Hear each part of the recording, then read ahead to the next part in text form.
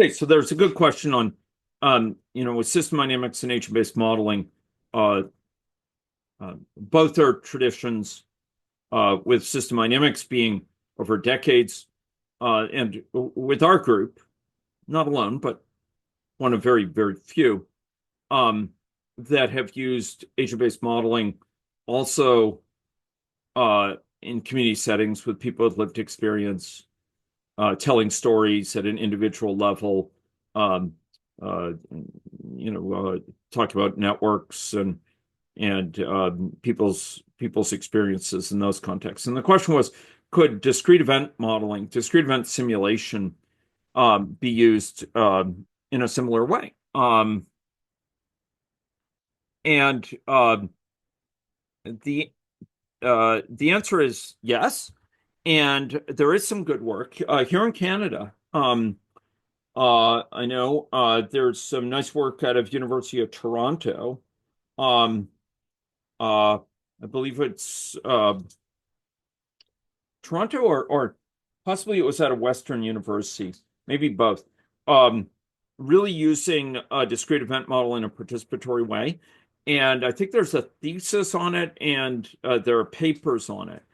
I think it might have been Michael Carter was one of the authors of that. I could easily find the reference. I would note that Yuan Tian's PhD thesis focused precisely on this for parts of it.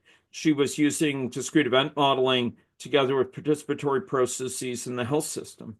Now, she was also using hybrid modeling for two other chapters for that in a participatory way that involved discrete event simulation, but one chapter was focused much on discrete event simulation and its use with participatory methods within the health system, not community-based methods, but participatory methods with a wide variety of stakeholders, Ministry of Health, Health Authority, physicians, and data analysts and others.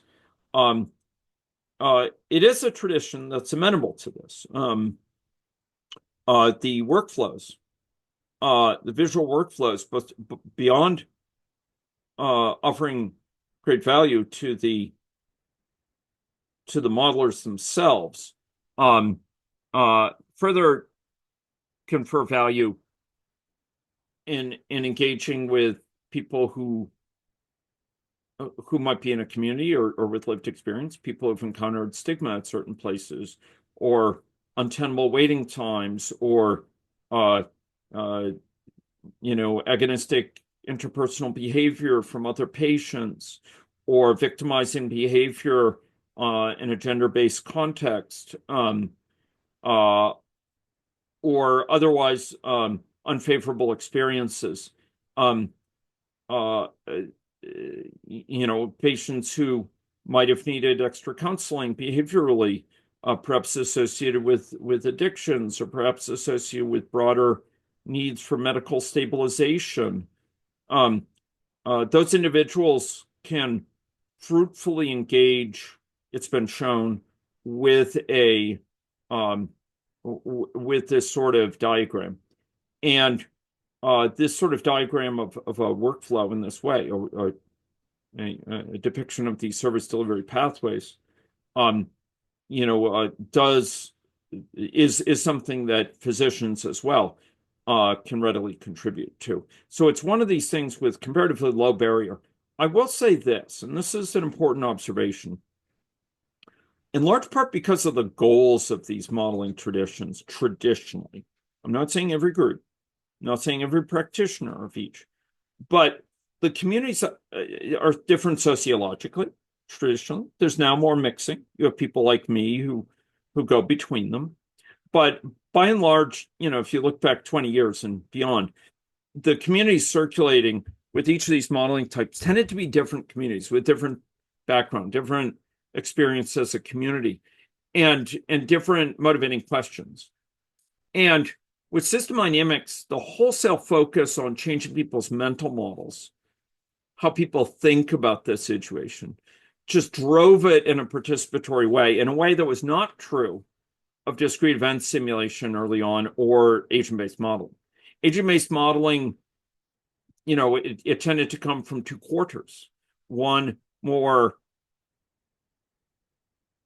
and I'd be unkind if I said hackers, but sort of computer programmers at Los Alamos National Labs and other places who were exploring interesting behavior when you had computer programs describing large numbers of agents interacting. And there's a broader context for that I won't get into. But they were very important. And the other quarter is economists using it for microsimulation and probing complex economic transactions in a way that would require less reliance on equilibrium models and equilibrium assumptions. And in each of those traditions for agent-based modeling, there wasn't this pull, this impetus, this drive to change people's mental models. And if I could say so, I think it was more of a technocratic tradition of okay, we the modelers will look at this and we'll learn from it and we'll publish on it and share our insights, etc. And what would people do looking at this C++ code anyway? What am I going to do? Show this to someone with the lived experience of homelessness? Or are you serious? No, we're not going to be able to do that. And I have seen, I will tell you, and it did not impress me. I have seen people who are very up on, actually world leaders in what could reasonably be called agent-based modeling, who have looked down their nose at like, oh, we don't do that. Like, what? Like, talk with people in the community. Look, we have access to great data sources. We have access to rich databases. Like, why would we go spend our time, waste our time going and engaging with people? We have all the resources that we need to build outstandingly insightful models to inform our policies. We'll leave that to people, social scientists. We'll leave it to qualitative researchers interested in narratives. But we don't get involved in that sort of stuff. And they might have said that sort of squishy stuff. I find those very problematic attitudes. I find them morally reprehensible as well, or at least morally objectionable. But it was a very prominent and very emphatic declaration in a group context where the others nodded knowingly, like, we don't do that stuff. That's not look, we're modelers, we're scientists. We don't go out there and deal with like that messy muck in the world. And maybe I'm a bit unkind in my description of it, but I was very unimpressed by the attitudes. But it was very telling of that generation. They were all of a generation older than me, say. And they saw me as kind of outre, like, what? You mix, like, what are you doing? What's a nice boy like you, trained like in all these technical things, hanging around with riffraff, like, what are you doing? Why are you wasting your time? With discrete event simulation, it also tends to be practiced, historically, tended to be practiced by industrial engineers and people who would give, who are outstandingly trained engineers, trained to analyze industrial processes and workflows there, and give advice for rearranging those workflows, give advice for optimizing them, give advice how to improve the timeliness of workflows, how to improve the efficiency. It was used very much in the context of operations research, which is more associated with like more smaller scale optimization of efficiency and so on. And that too is a somewhat, I don't know if I'd say technocratic tradition, but it's very specialized sort of area of analysis in the way that, structural analysis is. Like you, many structural engineers who are designing a bridge or designing a building, they won't seek to apply their craft by going and engaging with the community themselves. They might have project managers who do and hear about community concerns about the new building project. But the structural engineers do what structural, they specialize in analyzing wind loads and stresses and, the tensile strength of concrete under different, heating conditions or what have you, to ensure safety. And that's where a lot of that, specialized consulting for process optimization and factory design is where discrete event came from. And there wasn't really a super big impetus towards engaging with the community, but there was a need to talk with people who are experts in the system, because, like someone building it up is not going to know exactly how that works. And so there was a recognition, like, we need to be able to talk with people who are system experts who are involved in this to get their understanding of how assignment of physicians to patients work. And to what degree is it commoditized? To what degree do we assign someone who's worked with that patient before? To what degree do we need to, how should we represent the flow for how decisions are made about discharge? You have to talk with people there. And I think there was more interest in an Asian-based modeling coming in that quarter, perhaps for consulting with broader teams. And the team-based nature of the modern industrial organization or service organization, push towards a recognition. We do need to get feedback. We do need to have our models be somewhat accessible. And I think, therefore, somewhat less of a barrier towards, and more of an embrace of declarative, visually accessible model artifacts like a workflow. So I think,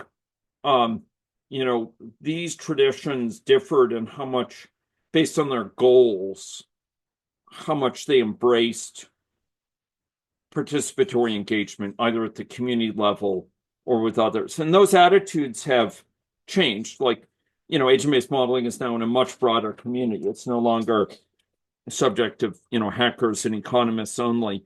But it did talk about path dependence, it shaped the organization of these fields. And someone could fault me for being too unkind, but I think at a broad level, I'm trying to articulate the attitudes I've seen over my working life doing these three types of modeling over a quarter century, and the evolution of attitudes I've seen from that earlier state. I guess I will say one final thing. System dynamics has tended during that time to be a little bit more, in my experience, a little bit more defensive as a community, partly because they were attacked very prominently and very unfairly, in my view, and view of many others, during the 1970s associated with the Club of Rome model. They were attacked as upstarts, imposters in the dialogue about limits to growth and ecological stability and the effects of matters such as sustainability of capitalist systems and of the industrial economy in the broader context of world resources. And they were very badly treated in many ways and told basically, get back in your lane. You engineers have no business here. Like, this is our quarter, or, to look at this as economists, like, shut up and go back to your offices, or essentially. And again, I'm being somewhat overcome, but it was pretty brutal and it was pretty benighted. And in today's context, they were bringing to the fore some of the foremost issues that we're struggling with globally in terms of sustainability, in terms of ecological degradation, in terms of viability of emphasizing growth at the cost of social accountability and so on. But they were basically shoved out of the room. and told like you have no business being here.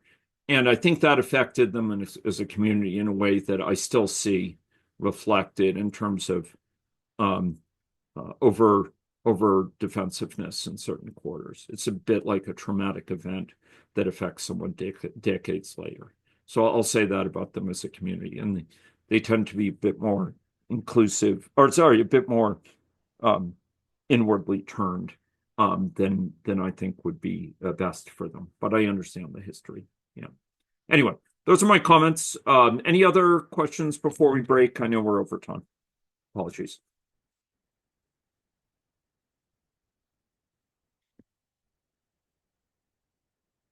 If not, let's break now. I'll open it up for questions afterwards if you want to muse, but let's come back in an hour's time if we could.